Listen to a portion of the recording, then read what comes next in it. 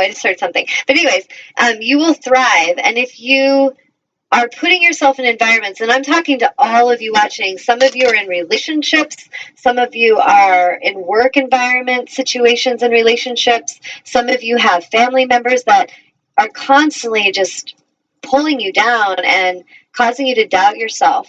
It's really important that we release these attachments. We call in Michael and thank him for cutting these emotional cords that bind us. And we thank him for clearing the karmic debris that could even be from past lives. Ask him to clear it away for you. And as we clear that, we will start to make new contracts and agreements that come from integrity and come from alignment. And that's going to start from alignment for self. It should feel good doing what you do. And if you don't feel supported and loved, that's a deeper part of yourself that says you're not worthy yet. And that's why you're attracting these environments or these people to you that remind you consistently that you're not worthy. So really look at the patterns and be willing to shift that stuff internally. And if any of you are in need of a helper, of a spiritual helper, let me know. You can contact me from my website. I can assist you remotely or in person. But if you have been connected with angels and you feel confident to do that, call them in. They can help you.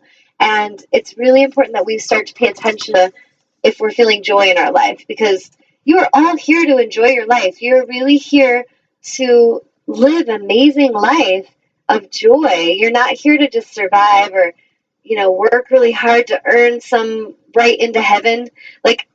There's no part that Source has told me that's true. That is so not in alignment. So just really be willing to clear all these old belief systems, all these old ways that we've been told to be, and know that you're worthy now. And start living like you are and watch what happens. Anything else? Yes, there is another caller online.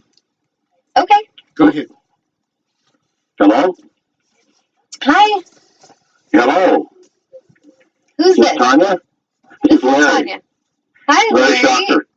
How are you? I am great. It's good to see you finally and talk to you even this way.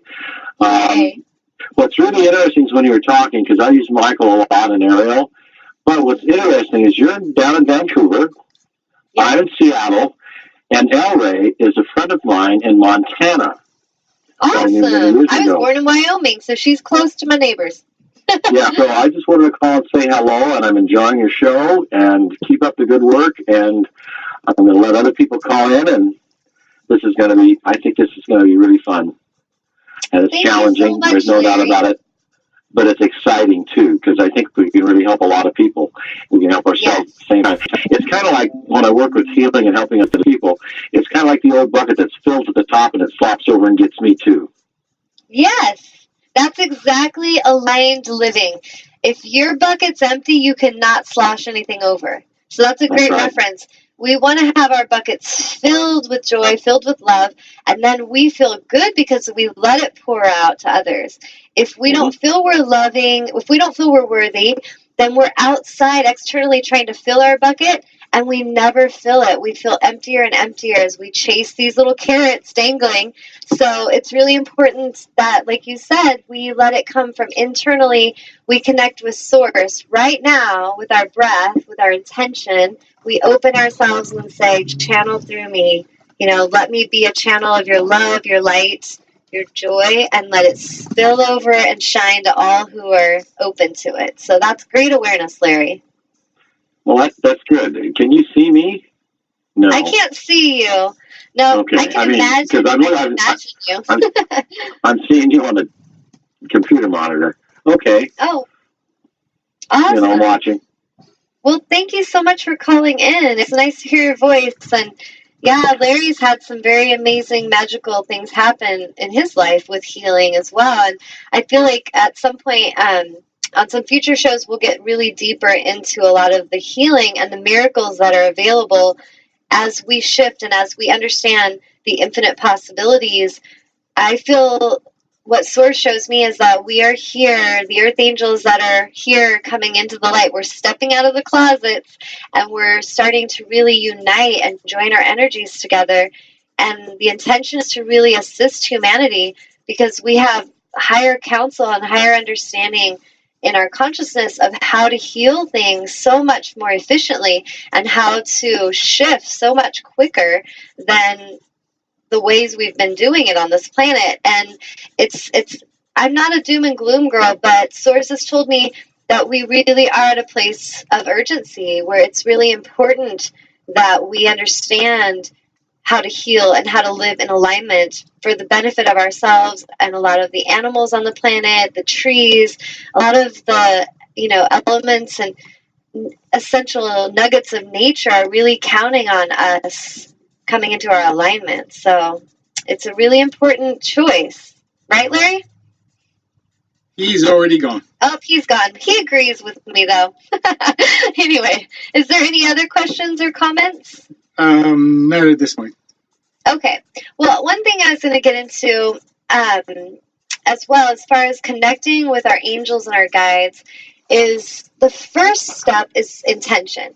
So if you don't really know much about what I'm saying, but you felt drawn to listen in and you feel like life's been kind of against you and you just feel like everything's a struggle and you just, you're kind of like, I don't know about angels. Like, that sounds cool, but it sounds a little bit fairy tale.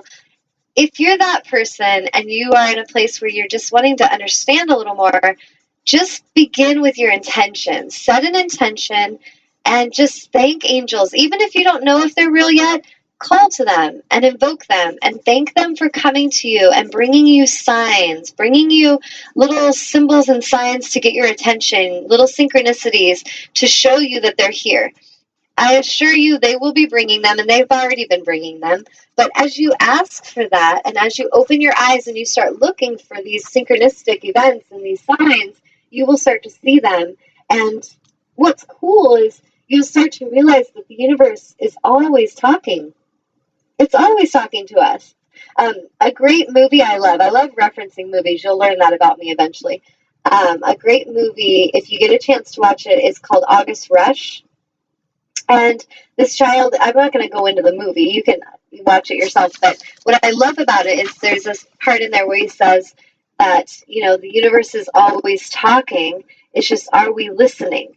And that's it. That is it in a nutshell. Like, the universe is undoubtedly speaking to each of us. But many of us have so much chatter. We're so busy on the hamster wheel, spinning, spinning, spinning. We're not looking to the side. We're like desperate for answers. But we won't look over and pause to see that there's a solution right here. So it's really important that we stop the spinning habits and get off the wheel, take a breath, maybe lay down and meditate. I can't underestimate the power of meditation. Like, I'm going to talk about that every show probably. But connect with the breath, connect with source, go into nature, take off your shoes, stand barefooted in the grass and connect to the earth and just feel the earth. Lay on your back and feel Earth Mother's heartbeat. Feel the pulse of the earth in you. Listen to the rhythm of life. Feel it. When you're at the ocean, sink your feet into the sand and close your eyes and listen to the surf. Listen to the ebb and flow of the ocean. Get into the rhythm with nature again. That is what I would say would be the most vital first step for any of you that are struggling, is to reconnect with nature. Nature wants us to connect with her and has powerful gifts and medicine for us, but we have to take that choice to connect. And some of us are not connecting because we feel so much guilt and shame for what we're doing to nature. And so let the shame go. And it's kind of like symbolic, kind of like a mother that beats her child. She feels shame for that. So now she resists and rejects the child. And it's not that the child, there's something wrong with the child. There's something inside the mother. There's something inside the being that's doing the rejecting of shame. And so it creates more and more distance, but more and more damage and more destruction. So if you can allow yourself to be vulnerable and be authentic and be gentle and present with nature, if we just choose that one thing this week, go and connect every day on a nature walk, or, be still and listen to the trees and the wind. I assure you, we will all start to awaken, and we'll all start to choose aligned choices in how we can live amongst each other and honor this planet and each other. But we have to clear the shame. We have to clear the guilt. It doesn't matter what we've already done. We're not going to be able to change that. But we can shift the energy of it by choosing differently now. A mother can't unbeat her child, but she can heal and forgive herself and learn from that choice, and then the child and her can heal together and they can move forward together. We can't unabuse the planet. We've already abused the planet. We've already abused each other. We've abused the animals. We've neglected so much, the water, the trees, but we can stop. We can choose to stop that, and we can choose to connect with nature again, connect with source, say we're sorry, authentically, a really heartfelt ask for forgiveness. And it's not even that we need forgiveness from something out there. It's more for ourselves. It's us forgiving ourselves. And we clear that shame. We clear that lower vibrational heaviness. And then we make better choices. We start to choose to heal the planet because we are healing. We choose to love each other because we are loving. It's really impossible for us to expect someone who's smoking packs of cigarettes and drink until they're numb to care about their neighbor, because that's not possible until that being puts the cigarettes down, puts the bottle of alcohol down, and loves self and forgives self for all the neglect and all the abuse that maybe they've endured as well as that they've given. And then they can really connect. So I would say a great place to begin this week is just connect with nature, connect with self. To thine own self be true. That is your mantra. Choose that mantra. Any moment in the day when you're about to make a decision, someone asks you a question, asks you to, assume responsibility, ask yourself that before you say yes. Pause and feel it inside and feel, is this a yes or is this a no? And say the truth. Give the truth of what will honor you. Because if you're giving your truth in a way that honors you, you're going to enjoy your life. If you put yourself last and you say yes to everyone else, you are going to be pissed off. It's simple as that. And when you're pissed off and you feel you're not getting your share, you'll take it out externally on others around you, on the planet. I mean, we can look out and see it. So the shift is going to happen internally. It's going to be a reconnection with Earth, a reconnection with nature, a reconnection with ourself, with our own soul. Not just our body and our mind, our soul. Like, it's time to heal the soul. The wounds of the soul must be addressed. And as we heal that, we will assist in healing the wounds that we have done, created together for the planet. And I know in my heart that this is possible. I wouldn't have come this far. I wouldn't have come to this place on this, planet at this time with such a deep, passionate feeling of optimism if it wasn't possible. So Source shows me it is possible. It's just we have to each do our work. We have to each be vulnerable. We have to clear all reasons that we're distracting ourselves, and we need to make our soul healing the most important priority.